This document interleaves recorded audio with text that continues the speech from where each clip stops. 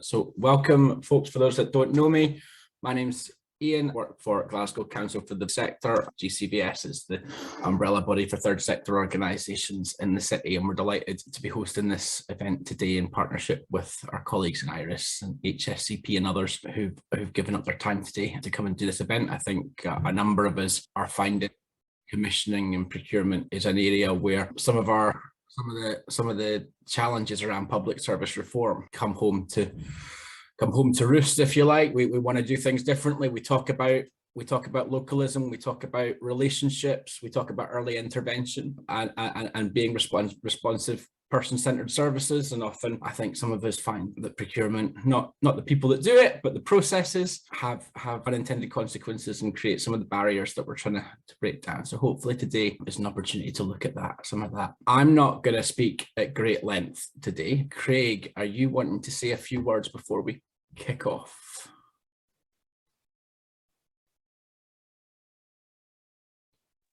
I didn't sorry, just as long as you might have expected. Sorry.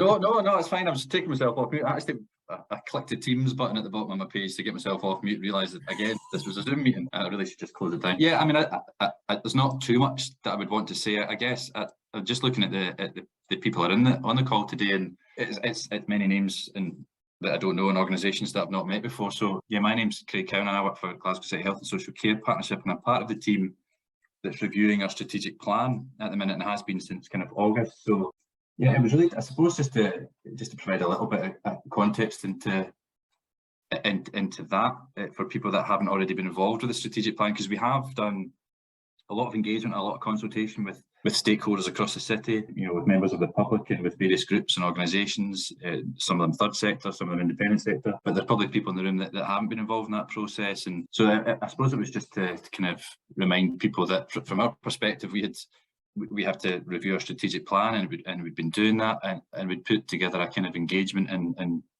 consultation process that sought to be as inclusive as possible. This far more inclusive than we've ever managed to be before, and we engage with a number of what will be your colleagues from across the sector to support us in the HSCP to this time round identify the best way of engaging with people and the best way of having conversations with people and allowing people who want to get involved in shaping the strategic plan to do so. And there has been a lot of work that's gone on for the last year, actually, a year now, to do that.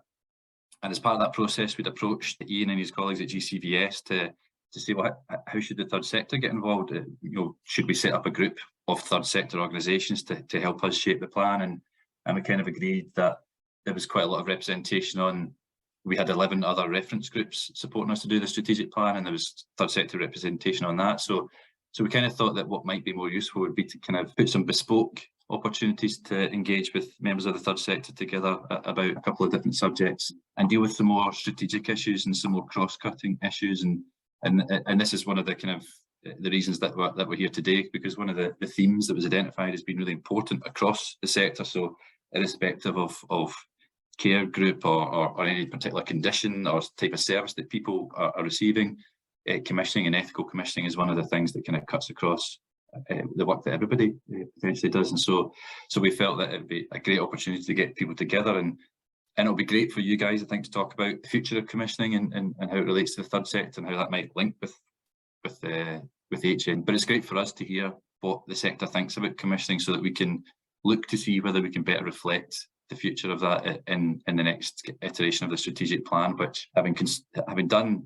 the majority of the kind of main consultation exercises and events are still taking place, but the main survey is now closed and we're reviewing all the data. So this hopefully will add to a little bit more depth for us, kind of straight from the horse's mouth, if you like, for what people think in the third sector about commissioning, and we can review the plan on the back of that and make sure that the final draft that gets presented to our IJB board next March reflects these conversations and hopefully reflects some of the more important things that you think we should be focusing on.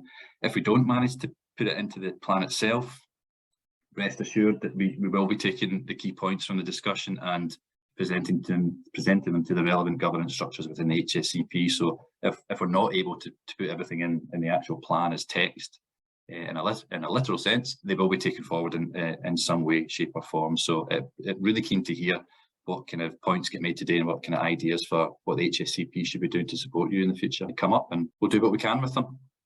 That's really all I wanted to say, and just to provide a little bit of background context to the review of the plan. That's great, Craig. Thank you. And certainly, I think it certainly seems like the strategic plan, the review of the strategy has been, as you say, certainly it's taken longer, I'm sure, and I'm sure it's taken up a lot more of your team, your time, and colleagues in your team. But I'm sure it's been valuable in terms of that wider engagement. I'm not going to say any more because the longer I talk, the less time there is for anyone more intelligent to talk. So I'm going to pass over to Dee Fraser at IRIS. IRIS is the Institute for Research and Innovation in Social Sciences, and both Dee and Louise Bowen, our colleague, are going to do a bit of an input next to get us started on ethical commissioning. Dee, over to you. Super, thanks Ian, and no pressure whatsoever. We'll try to be as entertaining as it is possible to be about commissioning and procurement on what is a very wet morning in Edinburgh. If you bear with me just a second, I'm just going to share a few slides and then I will get started. Great, thank you very much for inviting us to speak today. We've got a long term in ethical commissioning and procurement as one of those really difficult things to solve, with lots of good intent around about how we might do things better. But as Ian highlighted, it's particularly difficult to know, what steps do we actually take to make things better for the people we're all here to support. So I've taken for my input today a question that I've actually stolen from a much more famous person. There'll be a big reveal at the end, so see if you can guess on the way who I'm going to talk about. But actually, are we doing the wrong thing righter in ethical commissioning, or are we trying to do the right thing? So are we trying to fix something that can't be fixed, or is it something that we can fix and do better together? And I'm just going to run through a few thoughts. I'm going to look at the current commissioning context, what ethical commissioning could and couldn't be, and some thoughts for perhaps a way forward of how we could do the right thing and indeed do the right thing better. So I hope that's what everybody is expecting this morning. Okay, so classically, going to begin with, what is ethical commissioning anyway? Because it's a bit of a new term. We've had commissioning's been around for a while, but the ethical prefix is a bit of a new one. So I've just taken a definition from SPICE because I thought it was the most straightforward way of talking about commissioning. It's the way that organisations, this is usually public authorities, local authorities, NHS, although even small organisations like mine do a little bit of commissioning, decide what supports are needed in an area, or it might be for a group of people with a specific shared need, a very specialist need. What would then commissioning ethics, just a bit of clarity, I'm probably going to talk a wee bit over commissioning and procurement, and that is actually because I think the two are intrinsically interrelated. And when things go wrong, I think it's because sometimes that relationship is unbalanced or not properly kind of thought through. So if commissioning is the planning, procurement is the purchasing, and there are certain rules that public authorities have to adhere to when they're purchasing, and organisations like mine don't, and contracting as well, which I will have a brief mention of, which is the agreement by which that care is provided. So there's three big activities that local authorities colleagues have to engage in, and they are all intrinsically interrelated but distinct. So we've already got quite a big level of complexity when we start talking about commissioning in the first sentence. So when I thought about commissioning ethically, I actually spoke to my dad. So my dad is a retired philosopher. Is there anything else that could be a better job than being a retired philosopher? So he would give a very classic academic response to that question. If you have to add ethical as a prefix, the suggestion is that the activity itself is not ethical, in which case the question should be, should we stop commissioning and procurement rather than try and make a wrong thing righter? However, I am not a retired philosopher, and I'm not here to overthrow late-stage capitalism. I am just in the practical business of trying to help organisations do things better for people. So I'm going to set aside my dad's challenge. You might want to return to it at a later point, or maybe in the pub, and think a bit more about what commissioning ethically could actually be. So if you read the NCS bill, which I'm sure we all have done and committed to memory, you would be forgiven for thinking that ethical commissioning is about writing things down. So there's a requirement for the new care boards, should of course all this come to pass as it's currently articulated, to have an ethical commissioning strategy, to have an ethical procurement strategy, and for this to be based on ethical procurement principles. But I think everyone in this room knows that hoary old management kind of statement, culture eats strategy for breakfast, culture eats legislation for breakfast. And if we've learned anything from the implementation of self-directed support, is that you can have all the best intent possible in the legislation and really struggle to make it happen on the ground because people, systems, bureaucracies and the way we organise things are much, much more complicated than simply making statements and having principles. So what I'm going to maintain today is that commissioning ethically is not sets of standard and principles, although that's useful in terms of a signpost is useful to tell you how to get to London, but it's not actually going to get you to London. But rather we need to look at commissioning ethically as a practice, perhaps as a personal quality when commissioners are selected in local authorities during recruitment, and as a purpose and a question we return to, is this the ethical action, to make sure we are doing the right thing even when nobody is watching.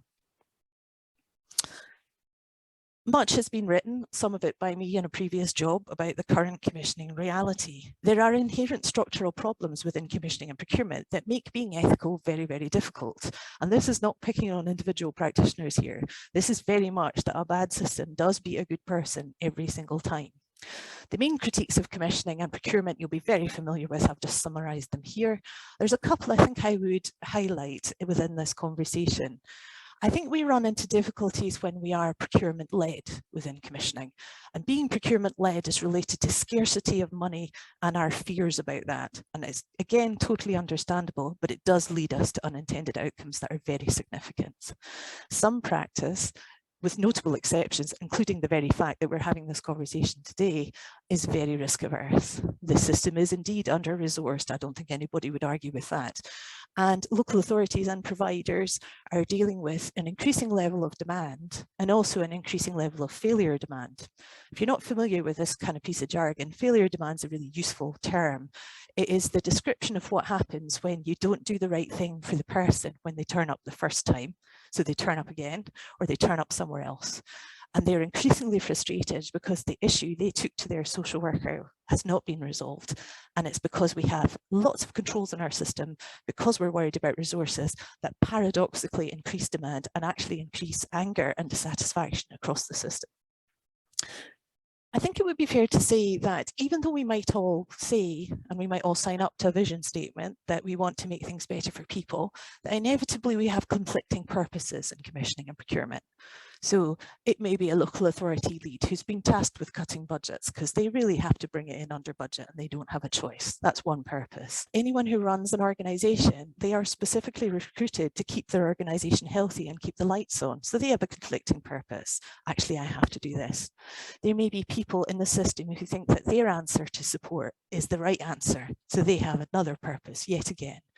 And the legal department has a purpose to keep the local authority safe and all this kind of thing. So we have a whole bunch of things that are sort of pulling in different directions, making the context very, very difficult. Related to this are issues of power.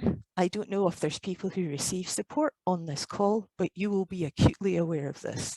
We talk a lot about being person-led, but certainly the disabled people I speak to and the people who use services tell me, that's great, Dee, but actually I really very much feel like I'm at the bottom of the pile here, and actually this is about me. I am the end user of this. I am the customer, if you wanted to call it a market. But because of the way it's organised, I don't always feel that way. And that isn't how it works out in practice. So I think power is not something we can get away from here. There is inherent power in systems where some people have money and some people don't, and you're trying to buy things off people, you know, again, not here to overthrow capitalism, but I think it's something we need to be very careful and explicit about when we think about commissioning together ethically. Related to that is we have quite a complex system, and I know one of the worries about the National Care Service is it's actually going to increase the complicatedness of the system with integrated joint boards, local authorities, lots of providers, different sizes, different types, supported people, organisations like mine. Yeah, there's a lot of people. That's a lot of organisational boundaries, and that's a lot of the challenges about working effectively together, and the fact that whenever you have two organisations and you have to hand one thing over between them, is that you often run into problems. That's where the system drops the ball, and again, people can be very dissatisfied with what they're receiving because the back end should just work seamlessly and not affect the support they get. To thoroughly depress you, and I don't need to rehearse this either, but we have this quite contested and difficult commissioning reality within a volatile, uncertain, complex and ambiguous wider context. I'm not entirely sure who the Prime Minister is at the moment. We have a lot of political turmoil. We have a lot of pressure on public finances is extraordinary, pressure on personal finances, rising costs, difficulties actually recovering as a society from COVID. I won't go on, but the backdrop is very anxiety provoking. And again, that makes it difficult for people to have space to act ethically and act together. So what's my answer? Well, option one for change, I've picked the nuclear option. Could we burn it all down and let better systems rise from the ashes, unshackled from the bindings of the past? This, just as an aside, Vuli is very entertaining. If you work for a charity and you're on Twitter, I'd recommend following him. He's very intelligent about some of the challenges about joint working and also extremely funny. This is an irresistibly attractive idea that I'm sure we've all had about 2 AM when worrying about work. Clear it away, remove competition entirely. Get rid of the procurement process. Apologies to procurement colleagues on this call. This is not about getting rid of you, it's the process around it. Just start again and build from the ground up. I just wanted to take a moment to just imagine this as a potential reality, but it's not. Thank you for indulging me, but I think what we actually need to do is something much more sensible than this. So what am I really here to talk about building ethical commissioning? Well, I've done this thing where I put two really simple sounding things on a slide in the knowledge that they're incredibly difficult, but totally worthwhile. So if we want to build ethical commissioning, and here I mean ethical commissioning as a practice that we do together, not making any particular person or organization in the system more ethical in their practice, of which more later, we need to do two things. We need to change the mindset of commissioning from our processes to our people. I spoke earlier about multiple purposes. It's related to that. How do we actually get together and properly say we're in the service of people, understanding all the other drivers and being able to set them aside? I think we need to do all of this against the background where we're really truthful that we are in a fundamentally competitive environment with constrained resources. I don't think these two things are mutually exclusive, but I think the key is that we're telling each other the truth about what we've got, what we can do, and how we can be as innovative as possible in that space. Curiously, innovation often comes out of scarcity, but it only does when there isn't excessive controls on the resource that's left. So that's just a thought there for if we are in a context of reducing resources, there is the ability to do things differently, but we have to let go of some of our excessive rules in order to do that effectively. The second aspect there, collaboration and reciprocity. Again, collaboration is the sort of thing that people like me talk about all the time. And the reality is it's actually very, very difficult. It's time consuming and it runs at the speed of trust. But moving ourselves towards a more collaborative form of commissioning is one, ethical, and two, it's time and money well spent. Because I think some of the problems we have in commissioning and procurement are because we have to come in and fix stuff that's been driven by our process. But if we spend more time, as Einstein said, with the problem before we reach to the solution, we might get a better answer or a closer answer that heads off that kind of after award or after plan issues that I know local authorities and colleagues face repeatedly when they bring out commissioning strategies and procurement strategies and approaches. Just before I leave the slide, a final note on reciprocity. I think reciprocity is a key aspect of ethical commissioning that I think is actually going to be a bit lost in some of the writing around the NCS. So one of my long-standing critiques, for example, of the ethical commissioning, ethical procurement standards, is it isn't actually about making procurement as a practice more ethical. It is simply placing more requirements to be ethical on one part of the system. So the ethical procurement standards are great, but they basically say, providers, you be more ethical. They don't say, how do we act more ethically together? So a little bit more about that. Imagine, if you will, you're in a working group, which I'm sure we are all afflicted by in our working lives. This is a game you can play in the introductory session, where everybody gives their kind of opening statements. See if you can spot these 5 ways of looking at a problem in a meeting. So when you think about collaboration and reciprocity, there are kind of 5 ways to look at it. And you could also look at it as potentially the journey through when you start working to when you've been there a bit longer and you realize everything's more complicated than certainly I thought it was when I was 24. So I think you begin with, or you will meet people who are in position 1. My part of the system is absolutely fine. And that was definitely me when I started in the voluntary sector. The thing I do, the people I represent, they are perfect. By inference, the rest of you lot need to change, otherwise commissioning is never going to be fixed. I think you eventually begin to realize that your part of your system could improve just a little bit, I suppose, perhaps, but you still have the sense that it's really somebody else's problem and they should really make the change. You will, in some Scottish Government meetings, meet people who actually are aware that their parts of the system do need some improvement, but essentially that this is an endeavour that we would do separately. It's not really shared, but yes, I used to be a social worker. The bureaucracy was terrible, but I thought that was a problem that only social work could fix, not something that everybody else really had a stake in or an interest in. But I think if we want to be ethical commissioners and those who are part of the ethical commissioning process, we need to be at number 5. It is all one system. It is a shared problem.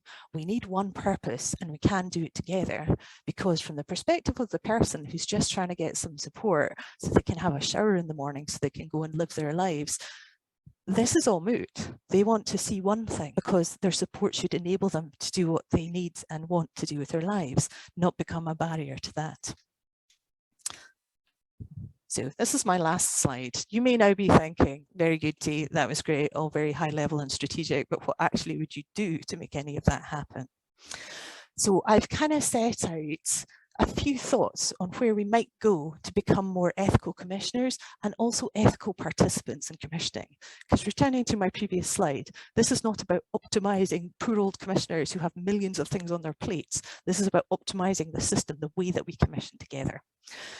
I would say the first thing we really need to do is radically replace the process stuff with the people stuff. I used to work with a very talented third sector chief executive who's now retired, and he used to talk to me a lot about red rules and blue rules.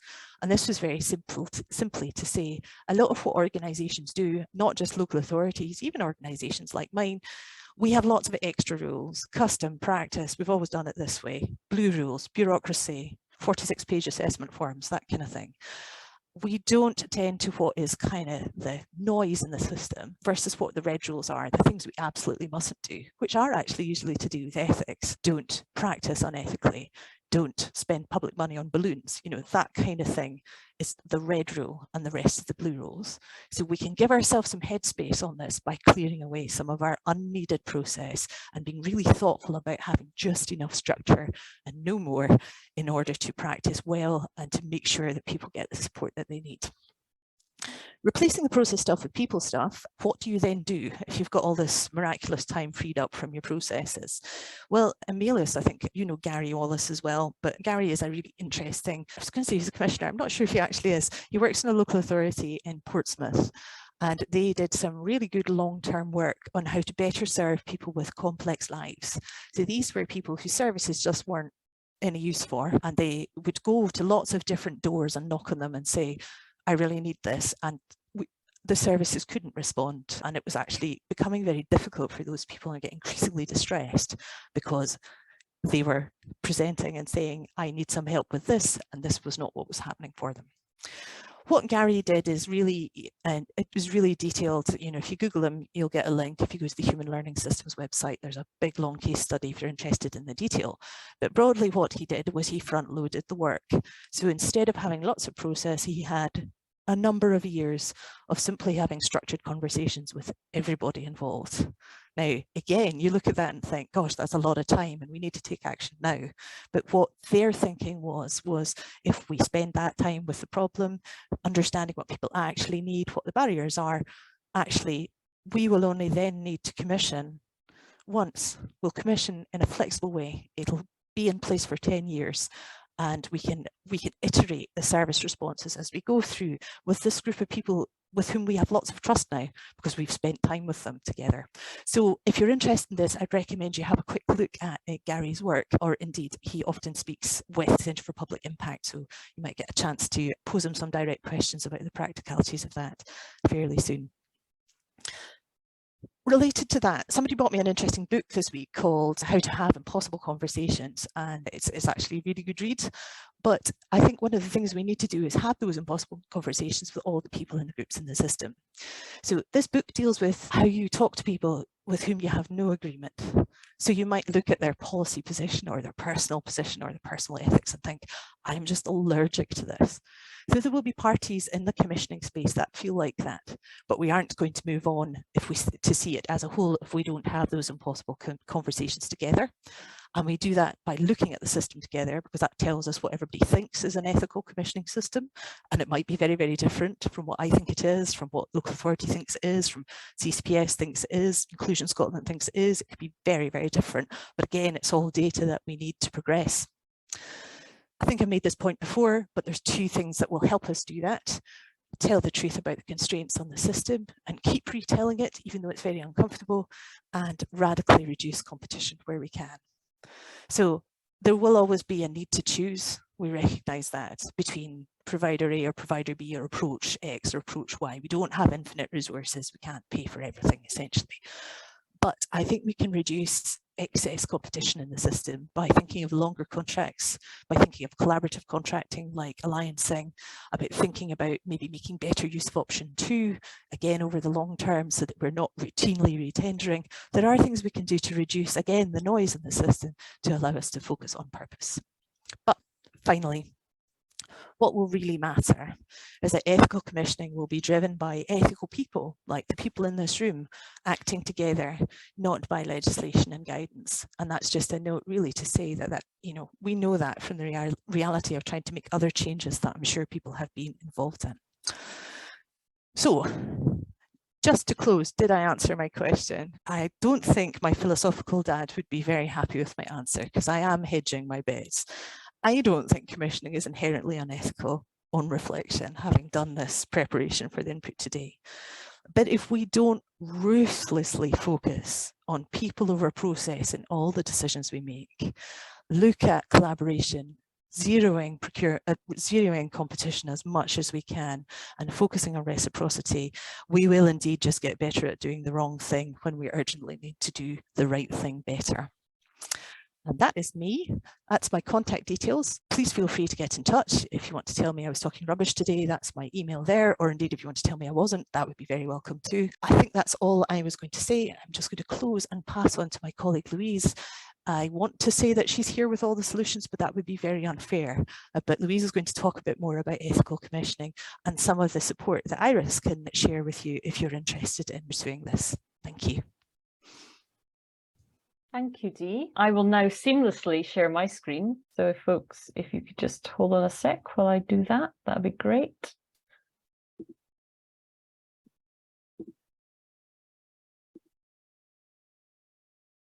Okay, can everyone see a slide?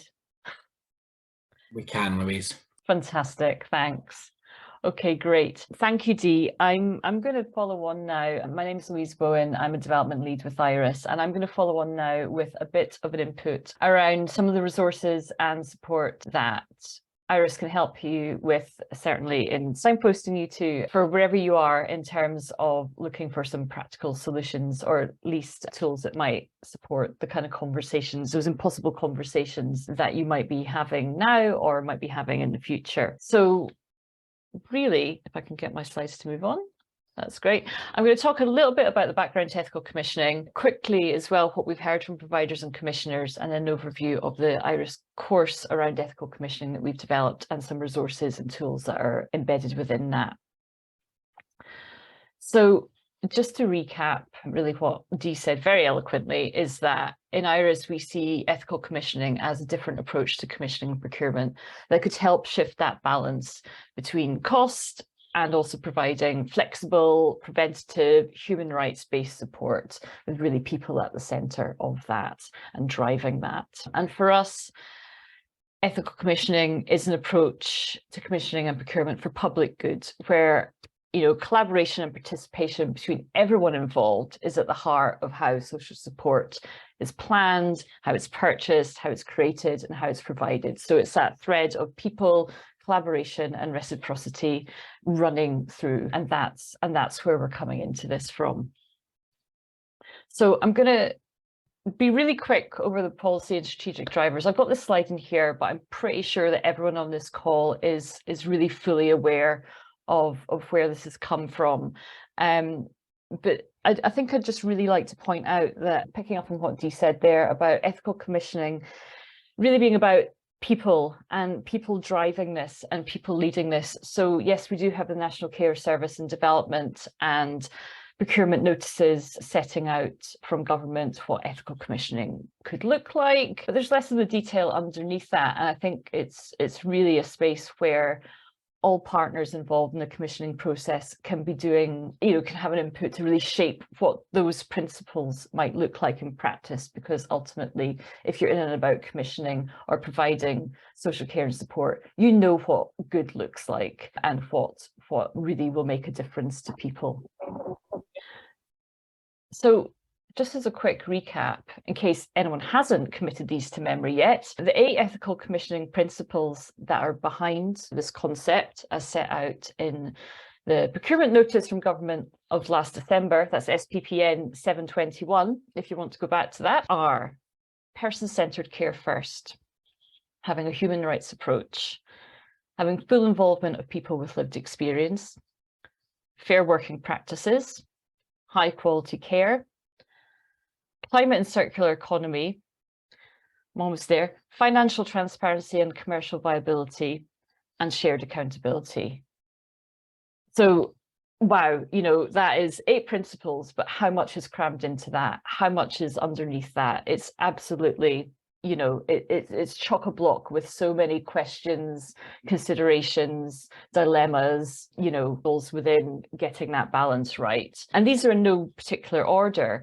But we can see that human rights, being person-centred and having full involvement of people with lived experience is really core there. And that other final on this slide, which shouldn't absolutely be final at all, shared accountability as a principle that I think really is one that could be put at the heart of, the heart of all this, ultimately making the support that's made available to people equitable. People who are providing that support are enabled to work to the best of their ability through fair working practices, and we're not forgetting the finance at all. So, how does that all link in together? And let's not forget climate and circular economy, which is increasingly a consideration that involved in commissioning and provision of services has to consider in terms of environmental sustainability. So how does that all work? I don't have any answers, by the way. Sorry, this next slide does not have those answers. But what we do have are some tools that we can talk about using. So before I get on to that, you won't be surprised to hear that some of the commissioners and providers who we've been talking to over the last year have told us what ethical commissioning ideally should enable. So that is, investment in relationships, people at the centre, honest, safe, respectful partnerships, whether that's between commissioners and providers, between providers and the people who are being supported, that whole kind of connective relationship being safe, honest and respectful, using what people need as a starting point for developing different approaches to commissioning, creating that shared approach or ethos, and use existing flexibilities in procurement guidance to make that change happens sooner rather than later. And I know I skipped over it, but affordability and fair work absolutely being in there. And I know Neil's going to speak more about that in his input, so I won't linger on that just now. So having heard all that, over the last year, we at IRIS have developed an online course. It's a resource. We say it's a course. It is a course, but no one is going to check your answers for the right or wrong answer. You're not going to get, a C- for spelling if you decide to follow this course. It's not like that. And what it is a tool that we've developed that anyone involved in commissioning or providing of services might want to have a look at if they're looking for tools and resources to have some of those difficult conversations with others in that environment. So it's an introduction to ethical commissioning within the context of adult social care in Scotland, but actually I think many of the tools and resources embedded in it could be helpful for people working in other areas of commissioning. So that could be around children and young people's commissioning, for example. It takes a pretty broad brush because it's an introduction. So for those of you who have been working in and around this for a long time, some of the more introductory elements to this you know, it won't be new to you, but hopefully within it, there are spaces for, you know, reflection and to provide some inspiration and share some learning from other people who are working in and about this as well. So we say it takes about 10 hours. That kind of depends on how long you want to spend on you know, reflecting and engaging with some of the activities. It's online, it's free, you can drop in and out of it and kind of use it as you wish to. So there's no time limit on how long you take to work on it. The modules that we have within this are basically taking you through a stage of policy first, so where that comes from, what the concept is, what is ethical commissioning, through to where we are. And so we have a paper in there that may be helpful if you're new to the world of commissioning, or similarly, if you're in a provider organization and you're in a business development role, then again, if this is a new world to you, there might be some background there that would be helpful to kind of see how we've got to where we are now. So there's some input around that.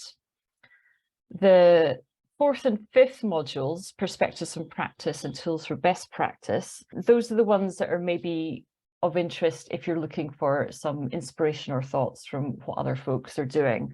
So we have examples from around how Alliance Contracting has been working in practice. We have examples around how taking a person-centered and shared accountability approach can work in practice, some other ways of engaging people and putting lived experience at the heart of service design. We have some examples around that.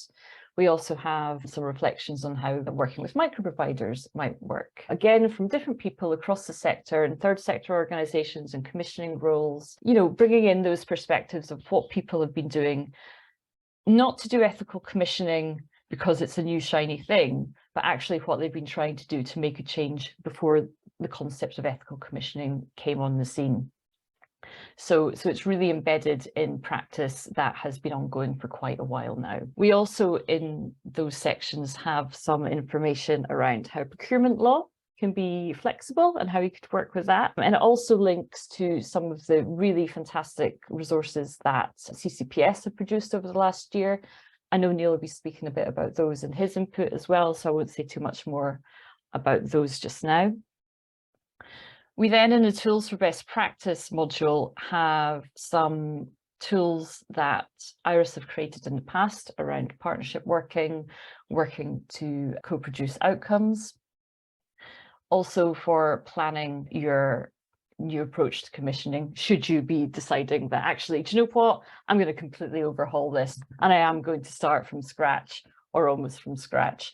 So we have tools there that you can take away, download, use them to start a conversation with colleagues or with others, either in other teams within your local authority or health and social care partnership, or perhaps a conversation amongst other provider organizations that you're perhaps working with. So really, there's an opportunity there. We hope that those tools can enable spaces to open up for those kind of difficult, crunchy conversations that we know can be really challenging, but need to be kind of opened up in order to get people around the table and to develop that one purpose. So that is a very quick scoot through. I'm very conscious of time, so I'll just finish up there to say this course is available. It's there for you to dip into. It's got loads of other links and signposting to other resources and examples from practice that are out there. So feel free to register, have a look, and if there's anything that we can do to support with further learning or opening up spaces for conversations around commissioning differently, then we're very happy to hear from you, and my email's there as well. Thanks, folks.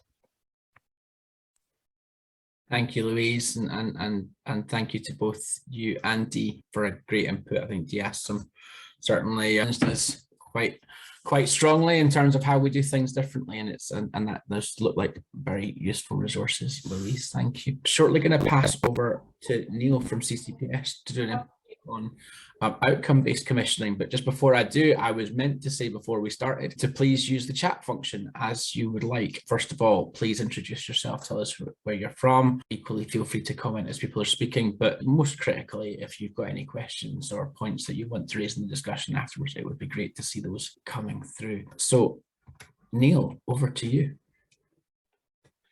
Morning everyone, and I'll just attempt to do what a speaker's most nerve-wracking job is, which is to share their screen. And if you bear with me while I do this, I'm hoping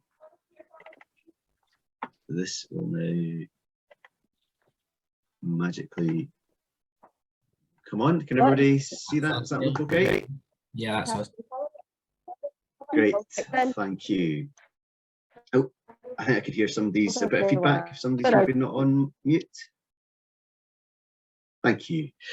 Yeah, so I love speaking after Iris, particularly Dee and Louise. We work together in different kind of projects to do with commission procurement, and a lot of what's already been said this morning just makes so much sense. And one thing I will state is my slides are nowhere near as good as Dee and Louise's. Their pictures and diagrams are far better than mine. So my name is Neil McKechnie. I'm an associate with CCPS, and we are the Coalition of Care and Support Providers in Scotland. We're a membership-led organisation. We represent 90 of social care third sector charities across Scotland, and they cover a whole range of social care services, from children's services to adults, older adults, criminal justice, mental health, addiction services. So we're a very well represented organisation, and we are work positively with the Scottish Government to develop policy, influence policy, and we've been supporting them on COVID recovery as well. So I'm here to give you a chat about collaborative commissioning. So CCPS for a number of years has worked on the basis that price-based competitive tendering really doesn't work particularly well in our setting, and we wanted to establish, well, how do we go about challenging what's already there, and how can we look to do some system change? And before I go into any detail, one of the things I would just like to point out is we know the National Care Service is in the forefront of everyone's minds to do social care just now, but what Dee and Louise has said, and what I'm going to go on and say, and others will say later on, is we don't need to wait for the National Care Service for this. The changes that we can make to commissioning procurement, we can do these today, we can do these tomorrow. We don't need to wait for the National Care Service and to come into whichever shape and form that it will come into. So just like to have that thought in your minds as we go through the rest of this. When we set out the programme for collaborative commissioning, we wanted to understand what would happen if we put providers and commissioners in the room at the same time and discussed what was going on with commissioning and procurement and what we could do practically to change things. So we enlisted the help of Graham Reekie from The Lasting Difference to facilitate a number of sessions over about a 5-month period, and we had quite a flexible approach to how and what was going to be developed at the very end. But effectively, we wanted to get everybody in the room at the same time and to see where that took us. And kind of unsurprisingly, when we brought everybody together, and there is a key theme about bringing people together, the challenges, the risks, and the concerns that our commissioners and our providers had were very similar. And what you'll see on our slides as we go through is these are extracts from the resources that we've put together. So it's not words that CCPS have put together, it comes straight from the group. And they come up with your problem is my problem. And I thought that was a very kind of pertinent point to go, well, we're all in this together. And again, lots of this links back to what Dee and Louise were saying about that reciprocity and the ability of having people working together and sharing that information. So the next kind of slides are about shifting the focus.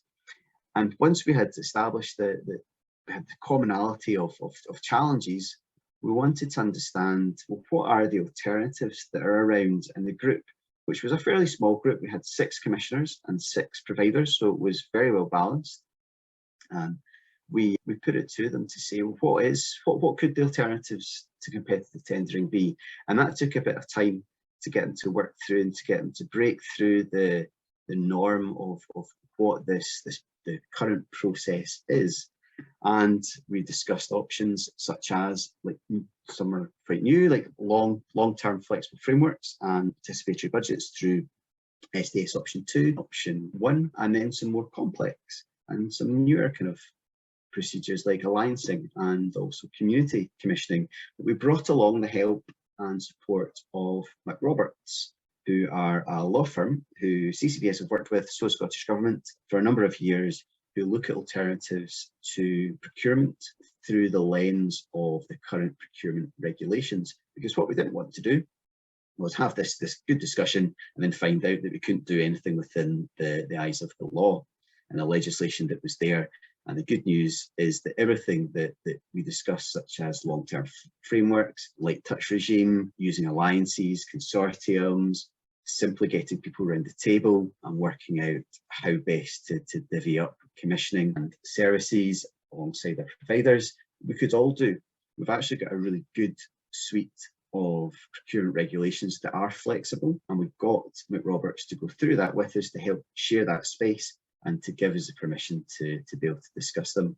And what we did at the end of that is produce a mythbuster that would allow our commissioner colleagues to work through some maybe barriers that they may get internally from their legal colleagues who are a bit unsure about these new methods. And again, we'll share all these resources with you. I'll pop the links in the chat function at the very end as well, so you can see that. But again, we wanted to ensure that we had something that we could empower our commissioners with when they were having these conversations with colleagues, because that's how these things start. It starts with a conversation, and often that leads to, but are you sure we can do this, or how can we do this? And we wanted to ensure there was empowerment there through that. And also, Feely was very clear on what this all means in terms of shifting from competitive to collaborative commissioning and away from the real competitive tendering nature, because that has other unintended consequences, such as it can become price-based. When it becomes price-based, we sit and talk about hourly rates. And the more we spend talking about hourly rates, the less we spend talking about people and what their outcomes are. And again, that goes back and links back nicely to Dee's point about we need to bring people back into the realms of what commissioning is. So we're commissioning for people, and we're commissioning for outcomes. This might sound like a really straightforward question, but what is collaborative commissioning? So again, when we go through all of this, we understand that collaborative commissioning can mean lots of different things to lots of different people. And to our group, this is what it meant to them. It meant collaborative commissioning involves working together as equals to plan, design, provide social care services which are easy to access, give choice, and meaningfully involve people in understanding the outcomes they want to achieve to have a good life. So that's what our group defined collaborative commissioning as. It's easy enough to write, but it's hard enough to do. There's lots of things in there to unpack and lots of other kind of competing complexities within there. But if we bring that to the forefront of why we do what we do, then we can help to move the conversation towards change and changing the system. We then set out and discussed, well, why collaborative commissioning? What are the key drivers here, and why we want to do this? And again, this isn't the words from CCPA. This is the words from our group. And first and foremost that came up was because it's squarely focused on achieving better outcomes. If you look back to the previous slide, we're talking about what collaborative commissioning is. It links directly to achieving better outcomes for people. We want to have an end to an emphasis on price and competition, move towards collaboration. So if we move towards collaboration, we're more inclined to talk about people. We talk about people, we're more inclined to work towards better outcomes. We have other kind of key points within there about, we look at participative, involving people with lived experience, carers, local communities. But we get to understand all the resources that are available to us, and not just what's a commissioned service. And again, these are really key elements of looking, resource planning, and building in what is the right type of commissioning structures that we've got. And I suppose from a strategic plan point of view, you'd want to understand all of the resources you've got available in order to look at, well, what gaps do we have? Where is the actual need? And more importantly, what services do the people who use social care actually need and want, and we felt this process helps to enable that to happen. As Louise mentioned, I do have a slide on fair work and ethical commissioning, and again, lots of this, we know fair work can be a challenge. It's a hot topic at the moment, but our group looked at it through a slightly different lens to go, what would the benefits be of linking fair work and ethical commissioning? And we're not talking about just adding that to a document as a bit of a checklist. If we look to embody these things as culture, then what does this mean? And it means things like taking into account factors beyond price, beyond terms, conditions, and looking at what's right for people. How can we get the best for our people and for our workforce? They looked at the financial transparency on the part of providers, and again, looking at, hourly rates are important, but it's what are the actual resources available to them and what can we utilise? And then the requirements for the level of return, which should be reinvested in the service in order to promote the quality, provision and good working conditions for staff. So again, it's about lots of this circulates, lots of things to do with fair work, circulate around about resources being made available. And again, if you look at what Feely had to say about fair work isn't something that we can do overnight. It's not something, it's something that we move towards and that we have to work to implement and do that together. And again, that's one of the kind of the key parts of what I think we're all discussing today is we do these things together, we understand what our collective barriers are, and rather than look at it in isolation, again, linking back to what Dee was saying about my part of the system, if we look at these challenges as a whole and a collective, and we get around the table to discuss them, we can often come to solutions or alternatives that benefit everybody, as opposed to, and that's a bit about shifting the power, as well. Ethical commissioning, I'm not going to duplicate anything that's already been said. CCPS were quite involved in the production of the SPPN that the Scottish Government came out, so we were delighted when it was published. It was a really positive move. It helps to focus the minds, but more importantly, it's a set of principles, but also I think from our perspective, we see it really as culture setting. It's one of the tools that are used to help define and redefine the culture that really underpins the changes to commissioning procurement that we're looking to make. And adding in that term ethical, I think does make people set up, but it has to be more than a checklist that goes in the back of a document that says, are we doing something person-centred care first? Is it human rights? Does it involve people? Have we included fair work practices? It needs to be something more. And this is why we are very keen to ensure that these principles are taken as a cultural input, as a cultural shift, and to help set that scene. Sharing of our resources are all online. There are probably 3 really key pieces of resources that we'd like to just highlight. So first off, obviously, is we do have a document that contains all the learning from our collaborative commissioning programme. We have a Mythbuster that's there for everyone to use to work with colleagues within their legal teams if they have some barriers that have been placed or there's questions around legislation. The Mythbuster really helps to iron those out in plain English. They're not written by CCPS, they're written by Mick Roberts and they're informed by our collaborative commissioning programme. And the content was agreed by our collaborative commissioning team as well.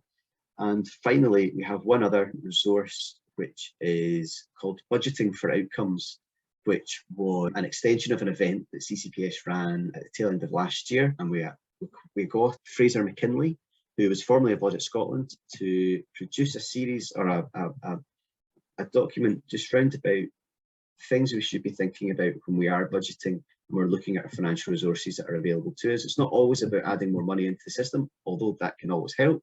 It's about understanding what's there, what have we got, how are we using it, And are we using it in the way in which it meets outcomes for people? And if we could we use that differently? And some of you also know Fraser McKinley, who's now the CEO of The Promise. So we've got these online. I'll share that link in the chat. Feel free to use them. They're free for everyone to use and to download and to share as widely as you see fit. So share with colleagues, absolutely. Here's some details just on contact details. So I work with Catherine Garrett, who's our programme manager. Catherine's massively experienced in the field of commissioning procurement and what the alternatives are and the challenges that are involved. And we're always delighted to talk to providers, commissioners, other colleagues around the challenges and what people would like to do things differently. We're already working with a couple of authorities who've decided that they wanted to do some alternatives to their traditional commissioning models. And for that, we absolutely applaud all the change makers who are there, who are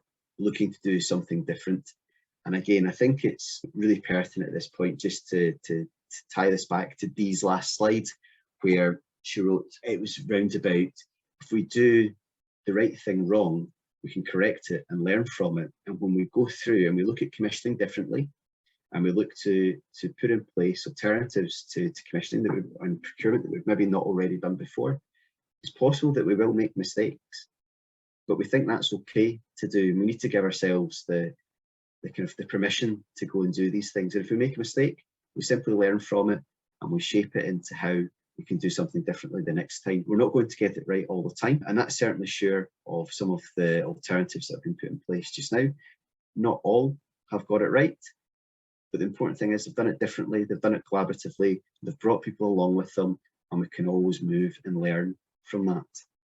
And so I hope you found what I've had to say useful. And again, any questions, please feel free to put them in the chat. If you've got questions that have come to you later on, email address is up on the screen. Feel free to get in touch. Love to hear from you. Thank you. Thank you, Neil. That was really helpful input as well. My colleague Sheena is now going to take us through a bit of a Q&A for anyone who's got any questions or indeed just wants to contribute any further thoughts. Absolutely, but I will pass over to lead that.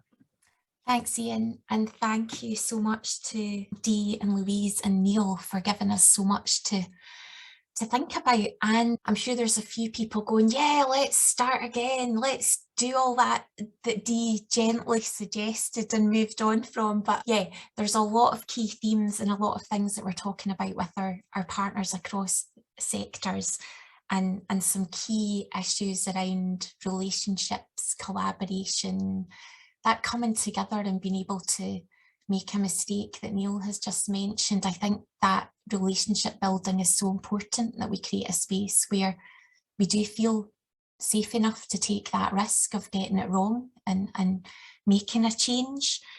But also in all our events, we're hearing about people, you know, let's get the social back in social care, let's get people at the centre, and it seems quite mind-boggling that we're actually having to emphasise that, but that is where we are. I'm keeping an eye on the chat, and so is Louise and Tracy, thank you, and others. There has been a comment, social work, and that trying to decouple the practice with the affordability, and Dee had posed a question, and Fiona from GDA had said that's a key part, a discussion that comes up regularly. So I wondered if Fiona wanted to come in or say anything about that. And then I see Geraldine, you've got your hand up. We'll come to you next.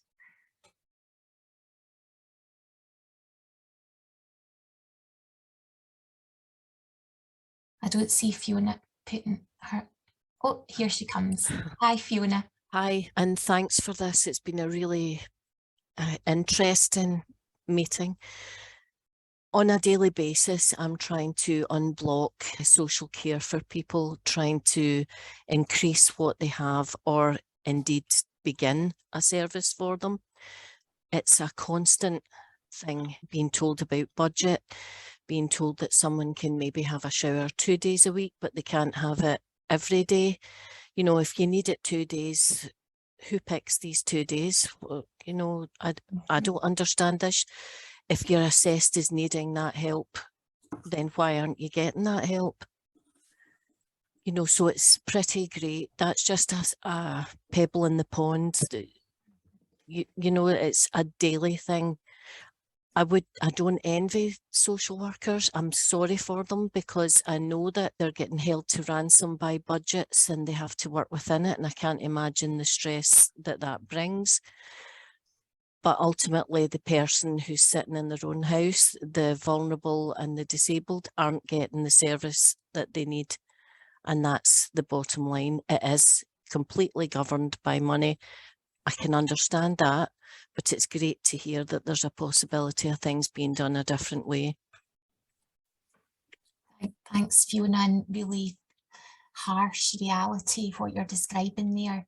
Well, do you know, I have tried, well, I do try on a daily basis to fight for people to get the services that they're entitled to. You know, I hear that services are tired. I can hear it when I phone, but there's an incredible disrespect has come into play as well, which I find really quite sad, especially, you know, towards people who cannot do without these services. They don't necessarily want that help, but they need it. And if they could do without it, I'm pretty sure they would, because you wouldn't put yourself in line for that sort of scrutiny unless you really needed it. Yeah. So it's great to hear this. It's a plan. I'll be looking forward to seeing if it actually can roll out that way. But thank you. Thanks, Fiona, and that is a key bit for what happens next. Geraldine, you've been patiently waiting, and then Suzanne, I can see your hand up. Nice to see you.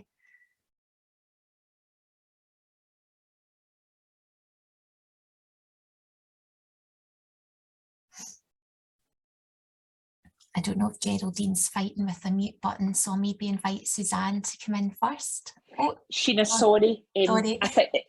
So I'm actually here under false from Jerry McCormick, but because I've logged on through my own phone, it's coming up as Geraldine. Oh, hi, Jerry. Nice to hear you. So apologies for that, and you are dead right, I was wrestling with the mute button.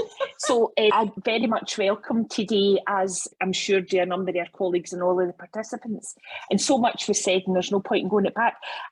What I wanted to do was to put a comment in respect of, we know there's discussions going on at the moment in respect of the National Care Service, and a key question is, do we really need the establishment of a National Care Service to make sure that we are able to design, deliver and provide services in the way all of the principles of the National Care Service is what we currently work to and sign up to? And that's a bit of a long introduction to say a lot of what's been spoken about in respect of ethical commissioning are principles that, as commissioners and as providers and as service users and participants in the delivery, we are already there.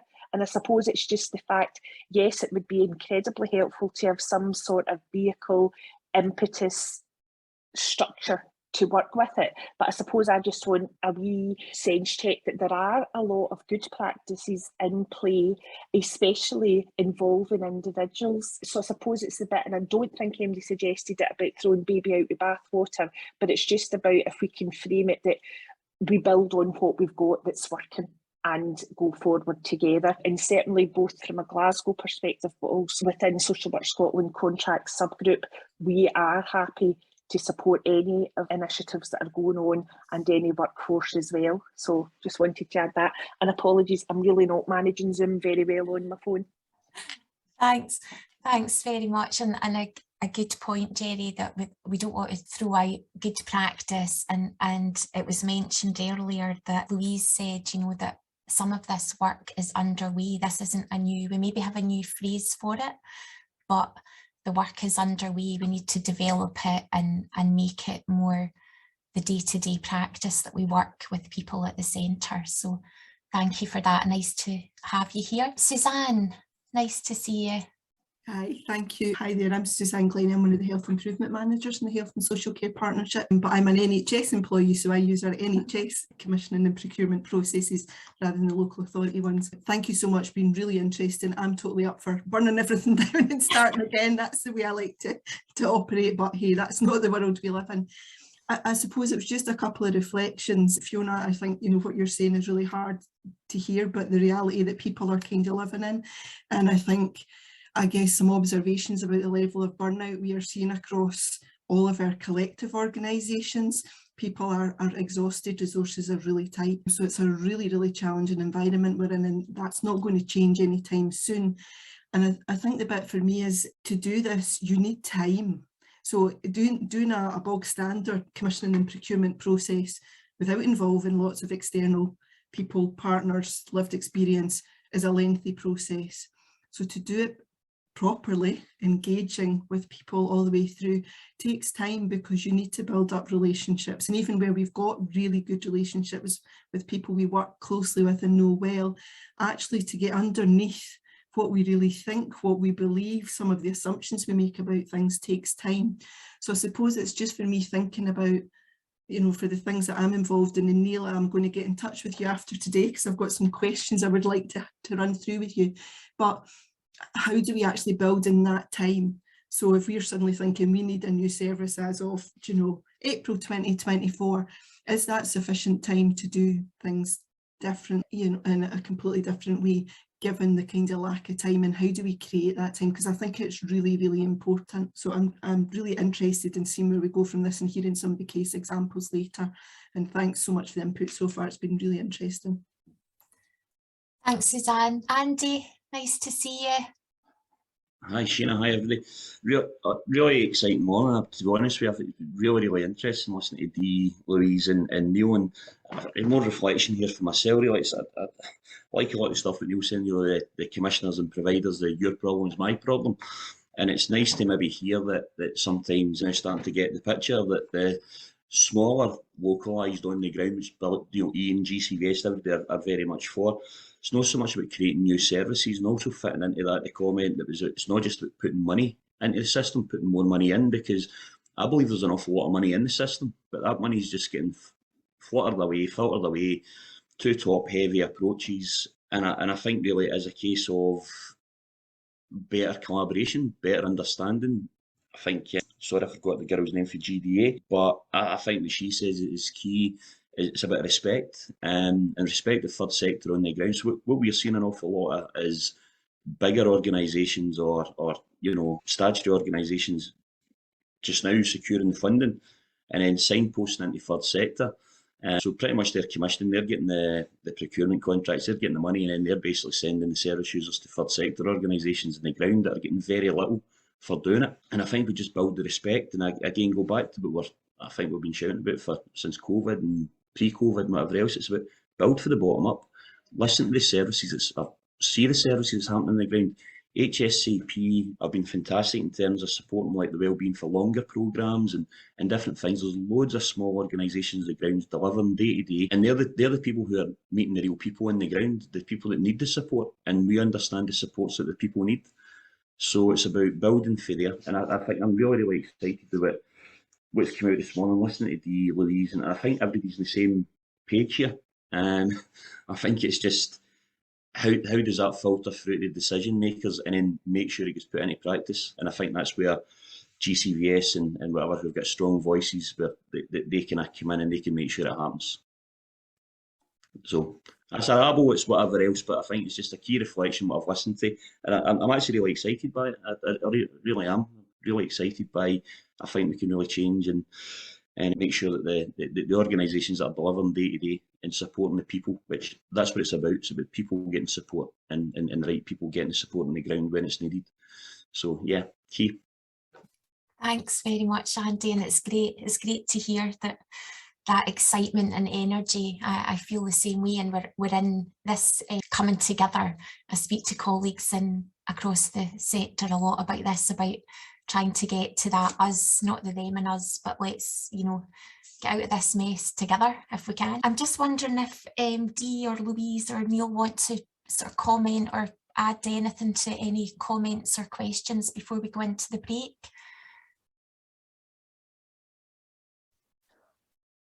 I think just to say, I really appreciate, particularly Fiona, you literally did the two things I was saying in my slide. Told the truth about the constraints, but you were also very generous about the pressures on other people in the system. Not to embarrass you, but that's exactly the vibe I'm getting off all the commenters today, and the kind of way of working that I was talking about in practice. So all that was just to try and be encouraging, which is not in my nature, and say, you know, that's brilliant. You know, we're kind of halfway there. Yeah, thanks, Dee. Right, lots to think about, but we have got a break scheduled. So we've got till 11:30. Does that feel okay? We've spent an extra few minutes on discussion, but does that feel okay for people? We come back at 11:30? Yep, got some nods. Great. So we'll come back at 11:30 and we're going to hear, I saw your point in the chat, Craig, but we're going to hear some of the how is this happening in practice that might help. And then we've got more discussion time after that. So to think about how do we do this, the really important bit, along with the support of the structures and training, etc., that we've heard about already. So enjoy your break and we'll see you back at 11:30. Thanks.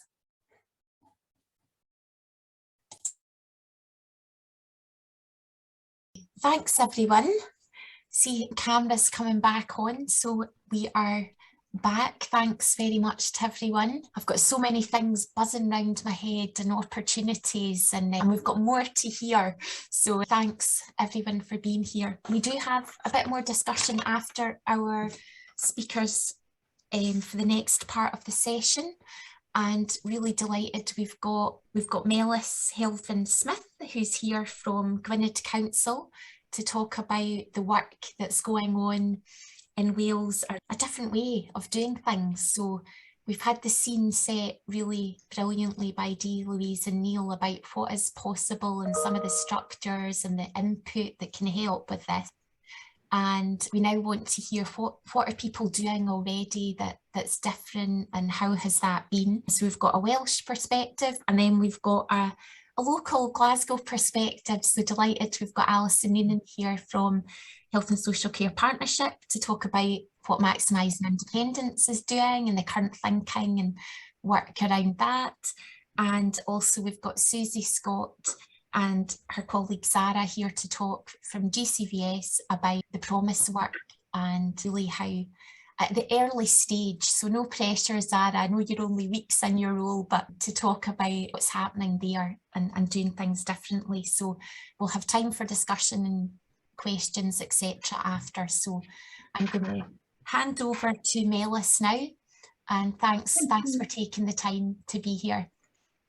You're welcome. Thank you very much. I'm just going to put my slides up on screen and hopefully you'll be able to see them. Yes, I'm just going to give you a really brief presentation about work that's been going on for quite a few years. I think I started being engaged in this project back in 2016 when I was Senior Business Manager in Gwynedd Council in North Wales, and as part of that role I was responsible for commissioning and contracting. I'm just going to try and zoom in on just a few of the maybe the more interesting things from this perspective of ethical commissioning, just to give some examples of what we've done and how we've gone about it.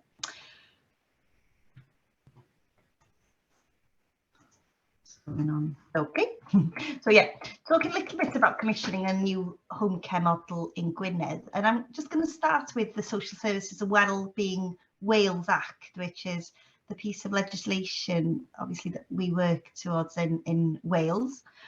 And there is a particular section, and I've highlighted some bits in bold, and you could read the slides later, but it does very much place a legal obligation on us to make sure that we support and build the not-for-profit sector, but not to the exclusion of other sectors.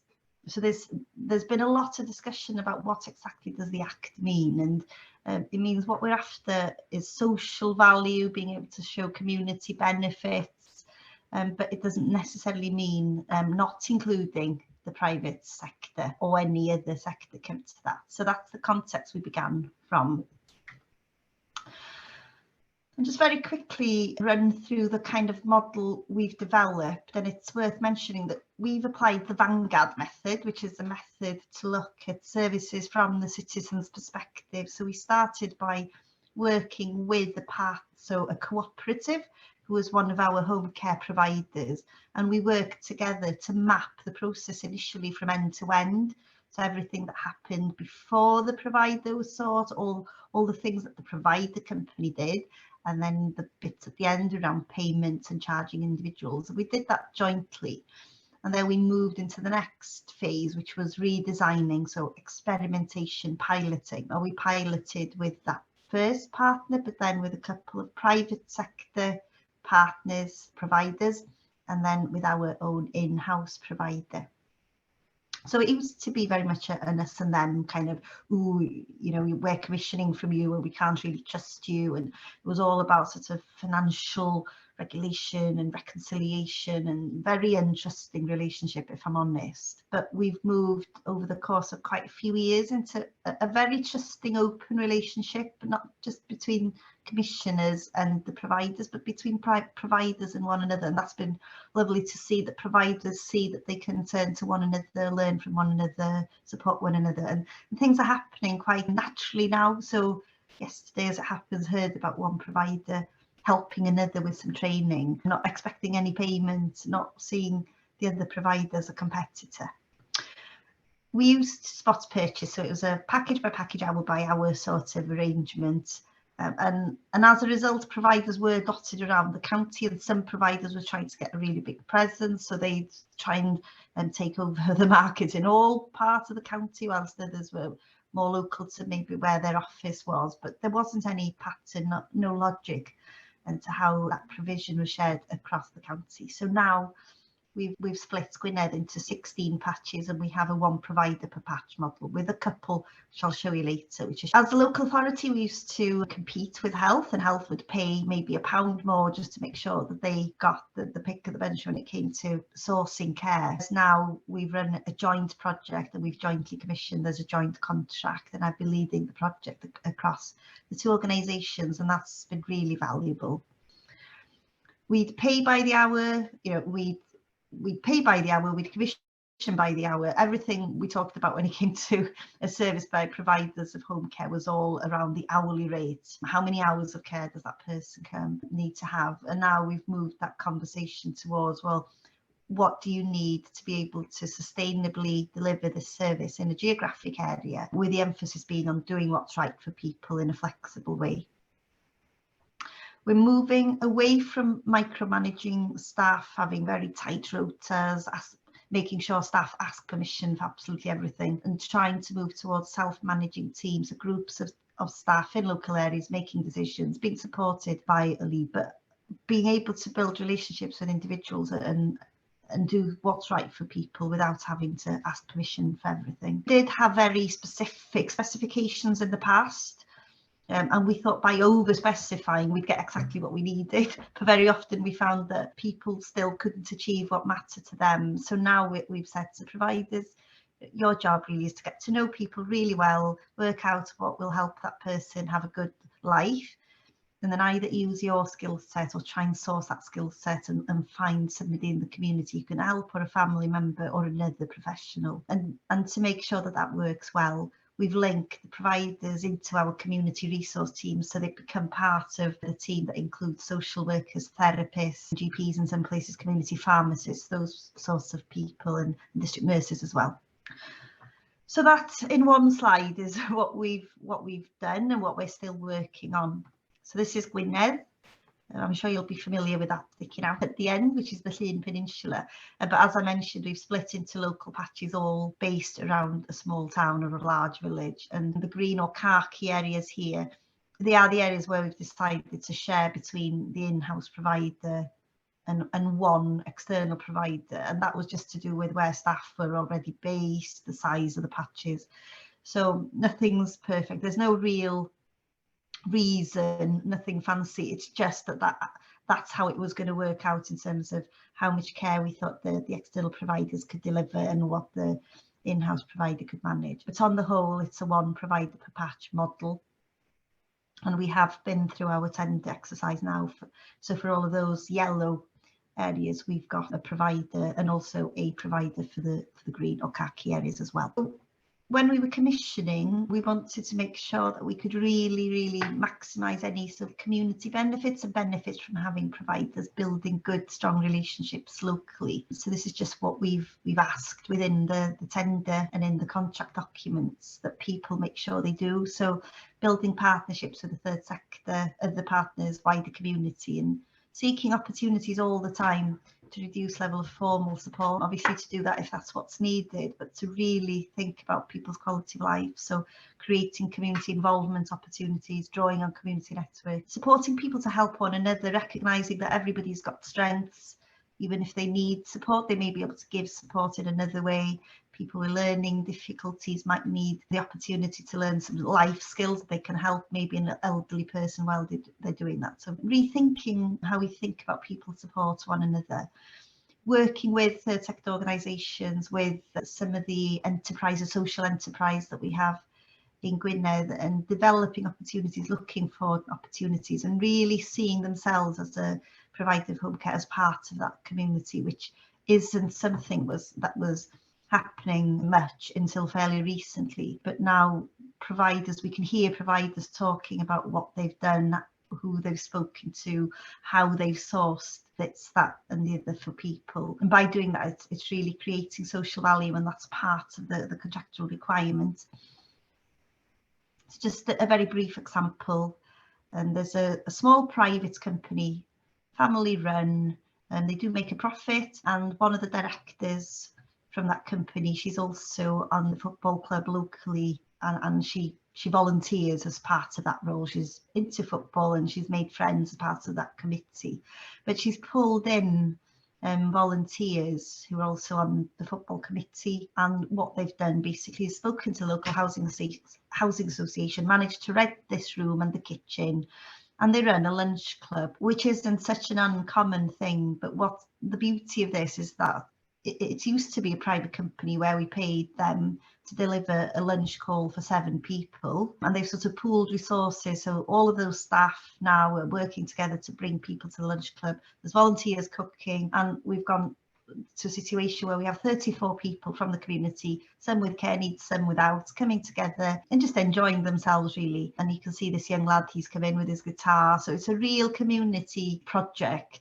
being funded through the commission that would have previously funded 7 lunch calls, with people still being really lonely. It's a very simple example, but just tries to demonstrate what we're working towards. So some of the really simple examples, little stories. One private company has partnered up with a community transport organisation in the third sector. They're sharing office space and also tapping into that resource when people need to go to medical appointments and that kind of thing. Another private provider again have been working with a local social enterprise. They've developed a bug garden and they've been funding some of that, and then they've been taking sort of containers with bugs in them to people receiving care, showing them, taking little bits of wildlife to people, and that's gone down a treat. Another provider investing some of their profits back into the community through a tree planting scheme. We've worked with local authority run LD services. So there's a daycare service where people with learning difficulties are learning some life skills, cooking, etc. And they've been providing meals to take to people in the community. And we have a couple of providers who are sponsoring the football kit, which is really, really valuable for that wider community. So it's helping people see, there might be bits of marketing in this for you, but actually you're giving people in the community a real opportunity. You're helping with the health and well-being of that community.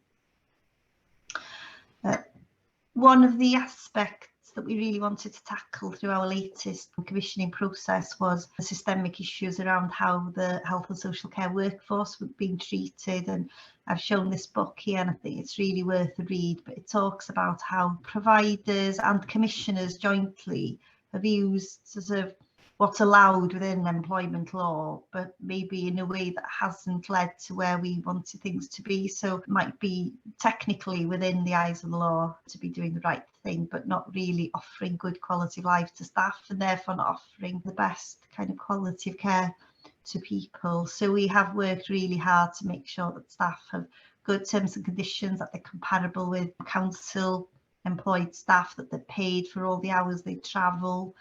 that they have adequate annual leave, etc., that they have the real living wage for every hour that it's work, that all the training is paid for. So really showing and demonstrating as a commissioner, we're not there to try and push down the prices, we're there to pay a fair price that helps providers become really sustainable.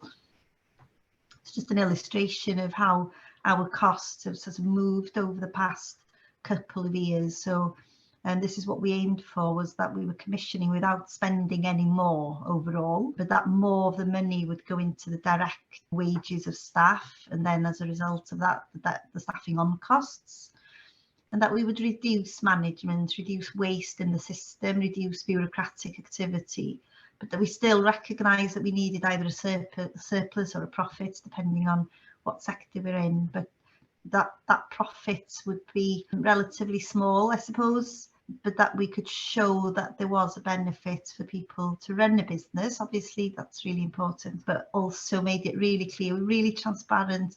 You know, if you're a very, very large national company who's in this for the money, probably Gwynedd isn't the place, because we're after a community-based service with lots of social value, with local connections.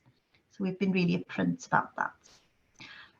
Just an example of how some of that orange management or bureaucracy cost, whatever we want to call it, in that previous graph has been reduced. Mapping our process and being really honest with ourselves as commissioners, we've realised that we were really bureaucratic around payments and invoices and micromanaging and not trusting providers. So we've moved away from having to have sort of case by case, hour by hour invoicing.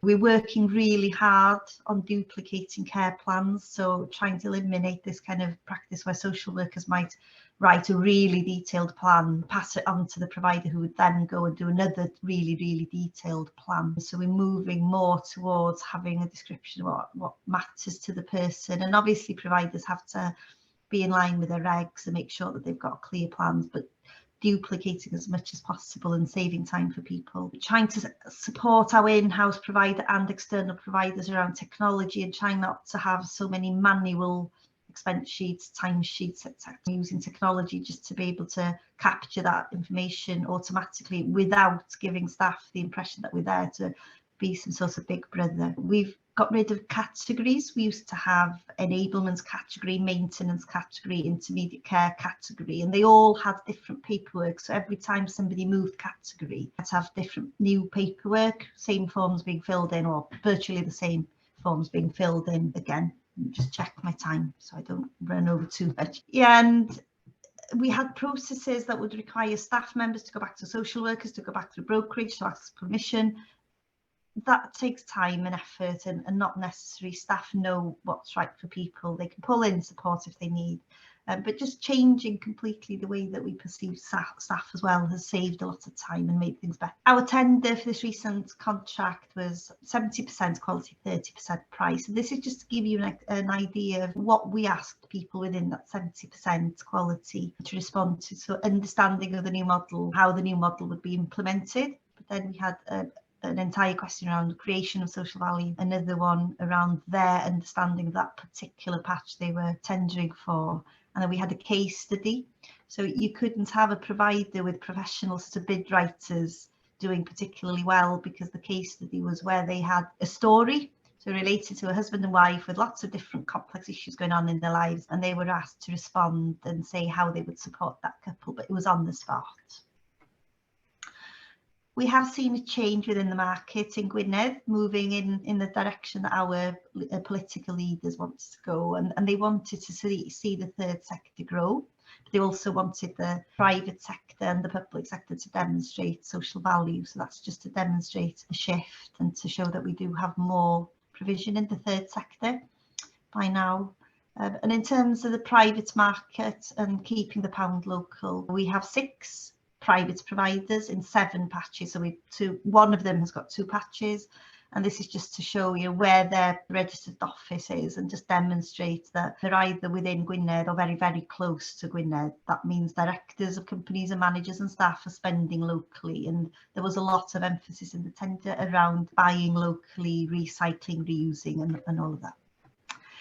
So just to finish, and sorry, I am rushing through this, but some of the key ingredients people often ask me, so, you know, to get this far, what's helped, and having that common purpose, all share stakeholders, providers, commissioners, finance, procurement, everybody believing in the same purpose, which is for us, help me live my life as I wish to live it. Really strong leadership, bold leadership, being allowed to try something different, to think outside the box, bringing procurement and finance colleagues with us, helping them see the world from a different perspective and seeing that we weren't getting value for money even though we were counting beans. Trusting and building trust, having really regular connections with them providers as a group, individually, and demonstrating time and time again that they could trust us as commissioners, and they were and they are a true partner.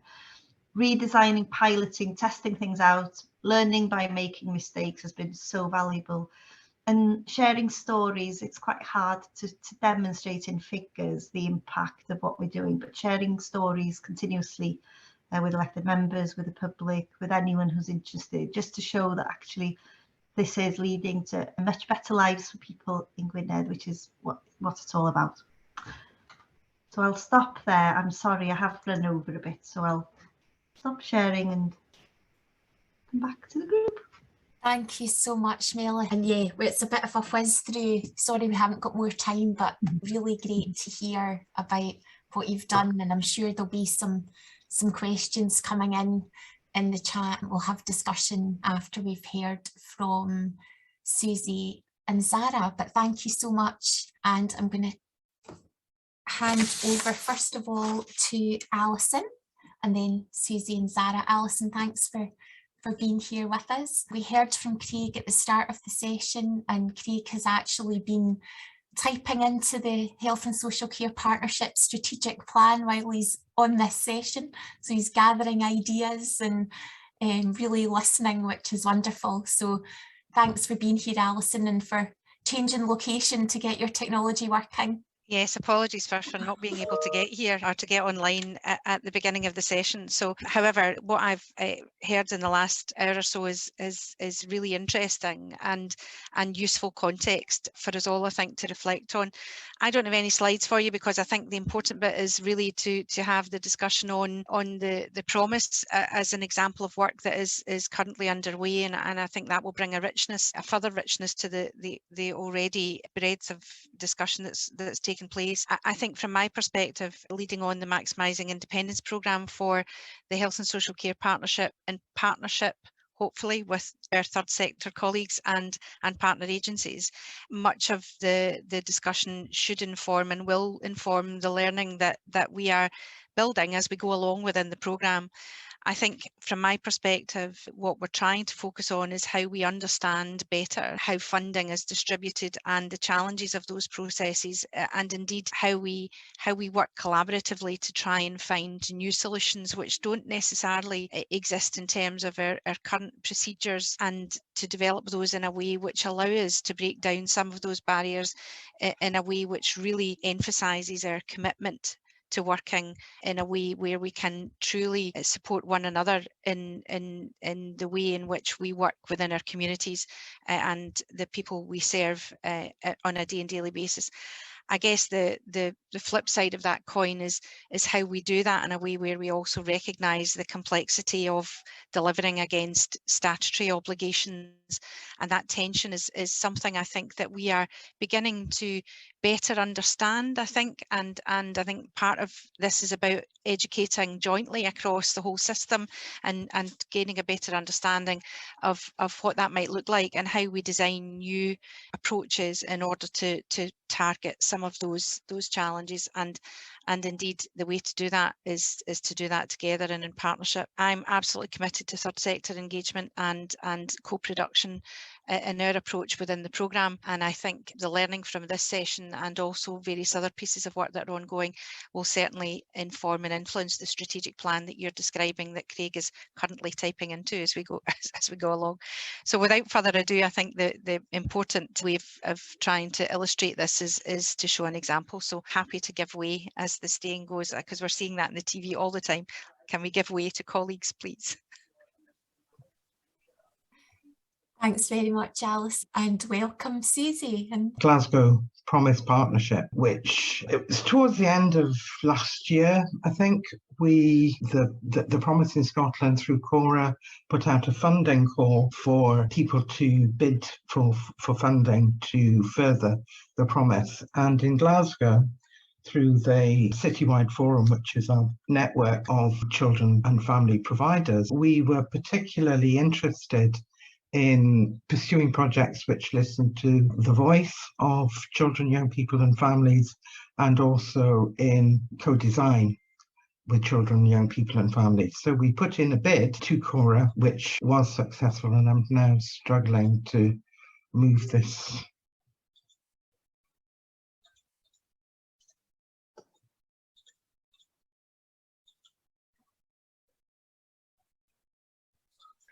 Susie, I think if you just scroll down.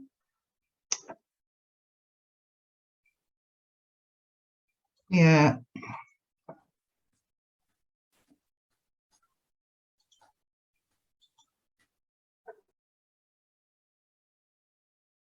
So we were successful in getting the funding, and we formed a partnership between a number of third sector organisations within the city and with Glasgow Health and Social Care Partnership. Next slide. You can scroll down. Oh, slightly scroll back up again. That's it. So the funding we have from the Promise Partnership funding is to explore alternatives to traditional procurement and establish tests of change about new forms of procurement and delivery, working in partnership, not in competition, and working to co-design the services with children, young people and families. So next slide. We're using the national standards for community engagement in the work that we're doing with children, young people and families. I won't go into that because we're limited with the next slide. And perhaps more importantly, we're using the Scottish approach to service design, which is recommended by the Promise. In fact, they have their own design school, and also by the Scottish Government, a range of different services and funding that it's doing. So the aim of the Scottish approach to service design, if you move on to the next section, Sheena, is that you don't start with a solution. You start by researching the problem, to sort of widening up to asking people what their view of the problem is, and particularly asking the users what their view of the issues is. You get a full insight into what they're saying the problem is, and also you know their feelings about what the solutions might be before you then start co-designing new service, and you involve those users of the service in the co-design stage. You use an iterative process with prototyping before you come up with your specific solutions at the end of the day. And it's a bit of a scary approach because you don't know what the end result is going to be of this process, and you don't know which service you're going to end up looking at and actually designing, which is quite a different way of working, I think, for a lot of us. But it's, you know, a really interesting way to look at it, and, you know, to stay open-minded as you go through the process. Next slide. I'm going to hand over to Zara at this point. Zara is the project officer for our Glasgow Promise project, and she'll take you through what we've done so far and what our process has been. Yeah, thanks, Susie. I think there's been a lot of things today that have really chimed, and I think a big part of the Scottish approach to service design is that the first section is thought of as sort of designing the right problem. And we've spoken about today about spending time with the problem and really interrogating whether we're trying to make the wrong thing right. And then the sort of second part of the Scottish approach to service design is about, you know, then designing the problem right. And it just has really sort of chimed with some of the things that people have said today, especially around finding that shared pain and a common purpose. So this little sketch up on the screen is basically our kind of project. The first part that we did when thinking about doing the consultation exercise was actually to take a step back and say, you know, what does this consultation need to be asking? How do we need to be asking it? How do people want to be asked? how do they want to be engaged with as part of this. And so we did some rapid consultation research with a couple of our partner organisations, just to really make sure that we were embedding the voices from the beginning. In parallel with that, we've been doing some family support mapping, which one of our colleagues, Leah, has been doing, looking at the family support landscape in Glasgow at the moment. We've just finished doing our consultation. We have over 370 responses, which we are now analysing, and we'll be using in tandem the family support information and the analysis from our consultation to bring together into this co-design stage, where we're going to be working with people who have taken part in the consultation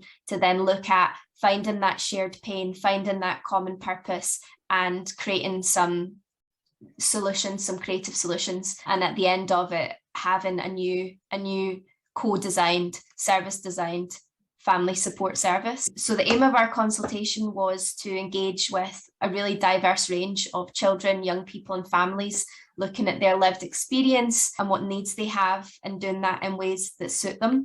So, you know, we've worked with over 23 organisations in this, and the important part of doing that was to make sure that the people doing the consultation had the trusting relationships, had the existing relationships where people could open up and really share their needs, their difficulties, and doing it in a way that felt sort of nurturing and supportive rather than extractive, as consultations can sometimes be. At the moment, we have had feedback to say that people really appreciated the opportunity to talk about their story start to finish in that kind of space, and that they've also really enjoyed the idea of being part of a project like this, which then, you know, aims to help people like themselves. So next slide, please, Sheena. So I talked a bit about the family support mapping that our colleague did. So over 122 services were identified, and that's from 78 providers, and that's support to, you know, well over 31,000 families in the Glasgow area. From that, we've been able to identify some gaps, which are on the next slide. So things that will be really familiar to everyone on here. So mental health, a big one, food and fuel poverty, tying in with the cost of living, post-pandemic anxiety and isolation that comes with that, and specific issues around domestic violence, substance abuse and housing, which is a big theme in the analysis that I'm doing at the moment from the consultations. So the next slide is just talking about some of those key gaps that have come up already. So mental health, complex needs around ASN and ASD, disability and the need for respite, poverty, cost of living, a lot about early intervention and preventative work, early years support and childcare, and looking specifically supporting me people, ethnic minorities, asylum seekers and refugees. So we're going to take all this information into a co-design stage. At the moment, we are designing the co-design stage. So this will include people who have taken part in the consultation, third sector organisations who are currently providing services, and the Glasgow Health and Social Care Partnership staff, including the commissioning staff. So the two things we'll be looking at is one is co-designing this new service, and the second one looking at how we can commission this service. As Susie said, we don't know what the outcome is going to be at this point, which